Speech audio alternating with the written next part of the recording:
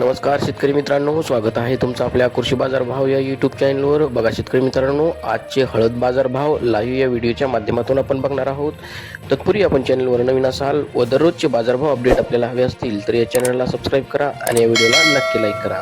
चला तर व्हिडिओला सुरुवात करूया. कृषी उत्पन्न बाजार समिती आहे हिंगोली, अवकाली 1800 क्विंटल, किमान दर आहे 12,100, कमाल दर आहे 14,300, सर्वसाधारण दर आहे 13,200 रुपये. यापुढील कृषी उत्पन्न बाजार समिती आहे मुंबई, अवकाली 170 क्विंटल, किमान दर आहे 18,500, कमाल दर आहे 23,000, सर्वसाधारण दर आहे 20,750 रुपये.